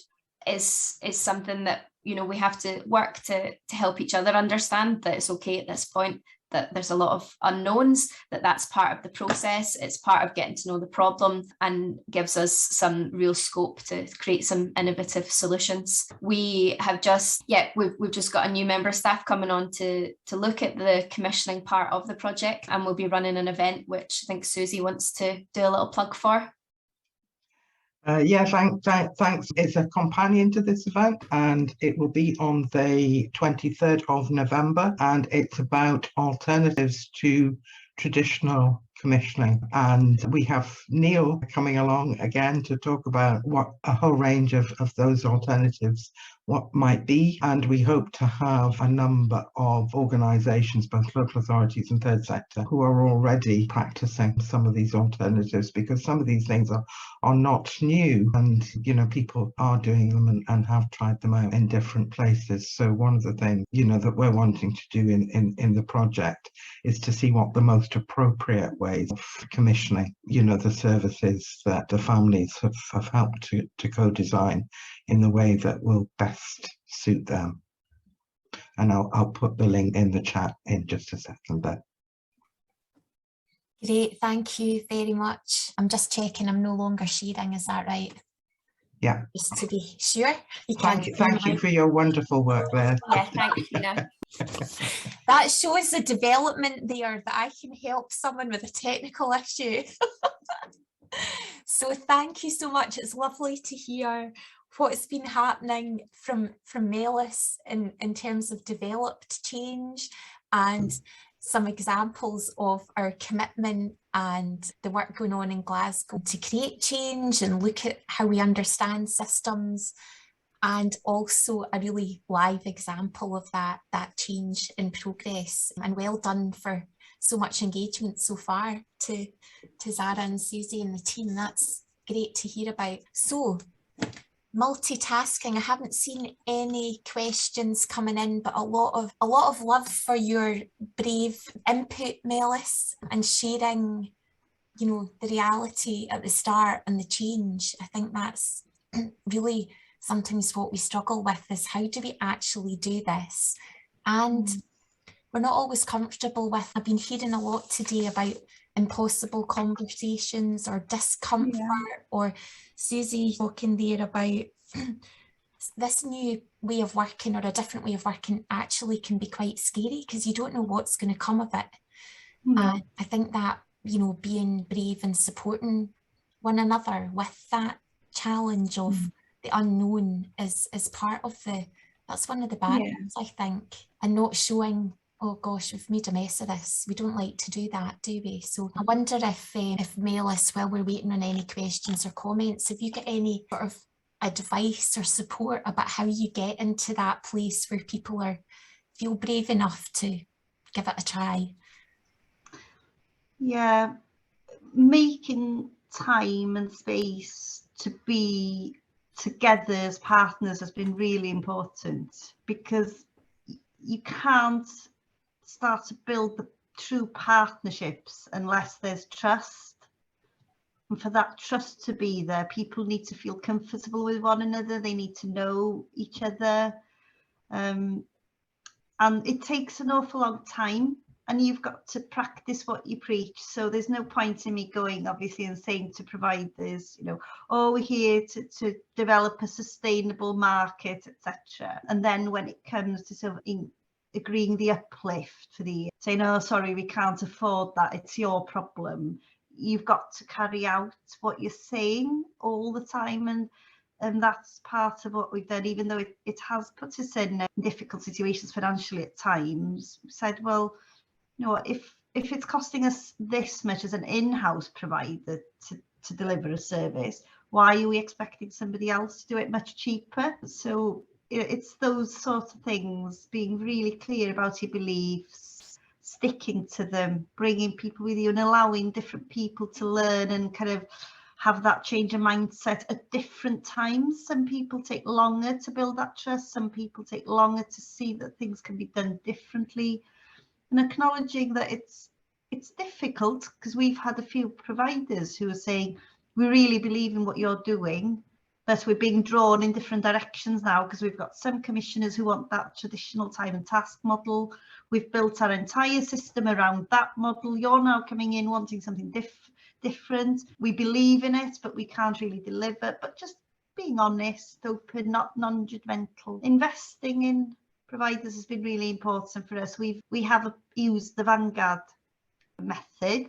I think there's a comment around John Sedden, and John Sedden has helped me immensely to work through a lot of this. But one of the things we did was we helped the providers have training by Vanguard, so we funded that training, because we thought, well, if this is the method that we're going to use and we're training our in-house people, well, surely if providers are a true partner, they need the same training. They need to know what method we're applying. Great, thanks very much. And that was something I was thinking about earlier when Louise was sharing the bit about training, thinking about an opportunity, you know, that a cross-sector group of us could maybe do that training and then reflect together and, you know, what that sounds lovely, but how's it going to work, or what's the challenge there, or we've already done this and here's how we can develop it. So as Zara said, we've got a colleague starting next week who's going to be supporting us with some of this work. So I'm already writing notes of ideas for her when she starts. So yeah, we've got lots of opportunity and all the willingness and skill that we have in this space alone. And there's lots more people who are not in this space today that we know will be able and willing to get involved. Susie, thank you. You've put your event link in. That's great. Has anyone got any other comments or questions? I don't see hands up. I'm just checking I've not missed anyone. I was thinking about the relationship building, and I guess, Susie, the benefit of the work that you're doing is you've got some well-established relationships with a lot of organisations in the city. And when I was looking at the gaps that you identified, Zara, I was thinking it really underlines the need for collaboration, because none of these issues are an isolated issue that one partner or one sector can really help to improve. So that coming together is really important. No questions, that's unusual. Is anyone, any of our speakers want anything to add? Because you've whizzed through your presentations, thank you, to help us keep to time. I suppose one message I'd like to share is, initially I thought procurement and, you know, all of the laws and guidance around procurement would be my biggest barrier, and I started from that perspective. Procurement is the problem, and over the course of time I've learned that actually no, it's not. There are things that you've got to do, obviously, but I haven't found the procurement process very laborious. I've found it to be helpful. So what I learned was, as long as you're upfront with people about what your expectations are, you can procure just about anything. So the specification that we have is very broad, it's very open. So yeah, I think that's the biggest bit of learning for me is, yeah, I would really wish, I'd rather we didn't have to go through any kind of competitive process, but I did learn that you could use that competitive process to make sure that the competition is focused on the right things, if that makes sense. Yeah, thank you. Thank you, Melis. And I took a note of that on one of your slides. You had the change from the focus being on the cost to the quality. Of course, we need to balance budgets and be mindful of spend, but that focus on quality and the social value seems to have been a big shift. Yeah, and we sort of manipulated the cost quite a bit, and that wasn't in my slides, but in that we specified very clearly the minimum in terms of staff hourly rates and terms and conditions. So we almost encouraged providers to give us a realistic price, and we gave a very detailed costing schedule that prompted people to include costs rather than try to squeeze down the price, because we thought that was really important. But by having that 70% emphasis on the quality, yeah, it helped. But you don't have to have even 30%, do you? We did that because the Health Board, if it was just a local authority commission, we wouldn't have included any scoring based on price. But the Health Board wanted to do that. That was their local policy, which is fair enough. So, yeah. Great, thank you. Andy, you've got your hand up. Yeah, sorry, you sick and tired of hearing from me, but oh, not at all. It's lovely to hear you. I think just listening to Mel, Susie and Sarah's presentation, I think they're all really interesting in terms of to a degree sometimes it blows our minds a wee bit, because we're talking about trust, we're talking about mindset, and we're talking about things like before we were putting in for the process, we're not sure what the outcome's actually going to be. But it's about trusting that process and putting that trust in the process of that there's a reason why we're doing it, and ultimately we're trying to focus on people. And I think that's where it kind of messes up a wee bit, our mindsets, because we've been taught for a long time about focusing these mass hard outcomes. So it's all about, you know, certification and training and hard outcomes and getting people into employment and stuff or whatever else, but whatever the outcomes are going to be. But changing the soft outcomes often takes longer. And I think Melis's example of the small project that raised, you know, risen from 7 service users to 34. You know, often when we're working with social care and we're working with a lot of the individuals that we're working with, the softer outcomes are harder to overcome. It's a trusting relationship. It's getting them out the door to begin with. It's about them coming along and meeting staff and actually how daunting it is to just come along and take part in whatever service you're offering and whatever you're trying to do. I think often it's about putting our reputations and fear of failure to one side and saying, let's trust the process, trust the mindset.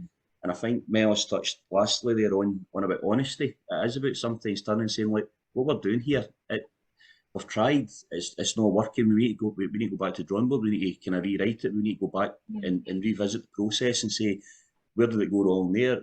Are we doing, I think Dee's presentation earlier spoke about, are we doing the wrong thing right, or you know, or is it just, do we need to restart the whole thing? And I think really listening to what people are saying, it is all right to have those conversations now, and I think that in itself, I think is the biggest thing for what I'm learning for today's meeting, that it is okay to think differently. And I think, you know, as I said, it is a whole mindset thing where these are things that we've been trained not to think for a long time about, you know, just putting a process in place and trusting it and then see where it takes you. So yeah, but Melis's examples were fantastic. So certainly the work that Susie and Sarah's doing are, you know, it's exciting. Again, I like to see some smaller grassroots organisations probably in amongst that process as well. You know, quite a lot of the big names were in there, but sometimes that's often time constraints and stuff getting in there. But yeah, it's, again, more just an observation, but hopefully people made sense of what I'm saying there. So. Yeah, thanks very much, Andy. And that trust is so important, isn't it? It doesn't just happen. We have to align our behaviours with our values and what we're trying to achieve. And as you say, that we've got into a way of working and we have to all change. I loved when Dee was talking right at the start of our session, you know, that we can all come in going, well, it's not us that need to change, we've got it's us. We're doing it the right way, and actually we all need to look at how we're doing things and contribute. Isabel, thank you for putting your comment in the chat. And would you like to come in? Yeah, it was really just to kind of give a smaller organisation's perspective, and following on from Andy's comments, because I think he's absolutely spot on. So as one of the smaller organisations delivering a range of children and family services in Glasgow, it was clear to me that we couldn't bid into the promised money because we just didn't have the capacity nor the scope. So talking to Susie in GCVS, and you know, the idea for having a collective approach to this was really exciting, because it gave us a platform that we wouldn't necessarily have had before. So the way that we began that process was with a smaller number of third sector, and it has expanded, which I think is credit to Susie and Zara, you know, exciting other organisations, helping people to see the benefit of this, of us working collectively. So the point that I made in my chat comment was that HSCP commissioning officers were with us right from the beginning. So it wasn't like we did a lot of work and then, well, I'm sure Susie did a lot of work behind the scenes along with Ian, but looking at it, there wasn't a lot of, well, this is what we want to do and we'll see if HSCP will join us. It was very much a joint effort from the beginning. And we did try to be open and transparent, because none of us have all the answers for good commissioning. We're very good at saying what's not good commissioning, and that's always from a very personal perspective. But I think the joint working, and I think the approach we've taken in having the interviews and the consultation is really, really positive. And I think it is scary, as I've said in my chat, but I think it's so exciting to be led by the people who will be using the services. And I think looking towards, you know, a point where we can start designing the piece of work, and we don't know where it's going to take us, but I think that's interesting. We don't want to do the same old, so let's break new ground, let's do it different, but let's do it in partnership, and let's do it having thought out what we're doing, because if we're involving people, we don't want people to feel that they've been used and exploited. It has to be meaningful for them, and so service user involvement is actually crucial. But I think we'll make mistakes. We can't always give the time that's necessary, but we do our best. But there's a good solid group there that things will continue. If some people can't turn up, it will keep going. So a really exciting piece of work that I'm really happy that we're involved in as one of the smaller organisations. Great, thank you so much, Isabel. Susie's going to be getting a big head over there. All her good work, and Zara and her team, well done. It's really lovely to hear, and that kind of at the start, that's the key bit, isn't it? It's like, let's all look at how we can come together and contribute. And like Melis was saying as well, we might start off thinking the problem's in one area when actually it might be somewhere else. So loads of good learning today. Right, I'm trying to keep an eye on the chat. Louise and Alison are putting things in. Would you like to say anything to add to your chat, or are you happy that it's in the chat? Yeah, I'm happy that it's in the chat. Thanks, Sheena. Just to say, you know, if anyone does have any, you know, anything that they'd like to get in touch with me about ethical commissioning or ideas, perhaps if Iris can help assist with any of those conversations or that mindset change work, then please give us a shout. More than happy to chat through ideas and yeah, go from there. Great, thank you very much. And thanks, Alison. A lot of what we've been hearing today is some of our discussions within Maximising Independence, isn't it? Sort of grappling with the different, we all come together committed to collaboration, and we think the way that we do things is the way everyone does things, or our way is the right way or the best way, and then we realise actually everyone doesn't do things the same way. So there's that bit of getting to know each other and the understanding that's come through very much today as well, about building relationships and understanding what actually are the problems and how do we work together to find solutions. I've heard today as well quite a few times people say things are scary or they can be challenging, but also people using words like exciting, which I don't often hear when we're talking about commissioning and procurement. So I hope that's good news for our colleagues in those spheres. I know Rachel's in here somewhere who has the headache of working with some of us on Maximising Independence and is always grappling with pushing things along that we want to achieve, as is Alison and others. So really great that there's an energy around this, and that really highlighting that we can make a change. We've got the willingness, we've had input today from all our speakers in different ways about what is possible and what we can learn.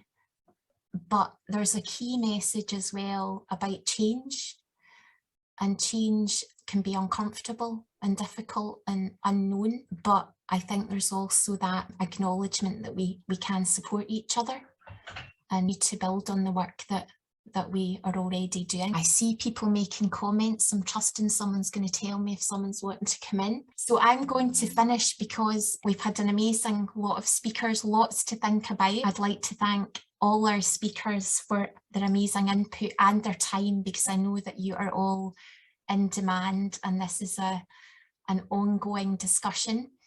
Susie has put in the link for the event. It's November, and, as Susie said, a companion to this event, so more discussion to come, and I think the event will have more time for people to get into groups and have a bit more detailed discussion. Is that right, Susie? Yes, that's the aim. I mean, we're still, co-designing and shaping the event as we go, and we're also actively looking for people to offer us case study examples. So if anybody on the call thinks they've got a good one of different ways of doing things, we'd be happy to hear that. But the aim is to to workshop some of the sessions and allow people to particularly to ask questions of the case studies and how they've done things and work these through and have a think about how that might work, or a variant of it might work for their own services. It's really about just raising possibilities here. Yeah, great, thank you. That's good. We look forward to that, and there's been lots of resource and references put in the chat. I say my lovely team, who are much better at such things than me, will help collate information and share all of that with you after, and the recordings, with everyone's permission, we'll check that first, of the recordings and the slides, so we will share all that with you after. Thank you to Tracy for hosting, and Louise for all her help in getting us here and supporting, and all our colleagues who've contributed today. And yes, Rachel, exciting is the word for procurement and commissioning. So we'll leave on that positive note, and thanks so much to you all. Look forward to following on this discussion, hopefully soon.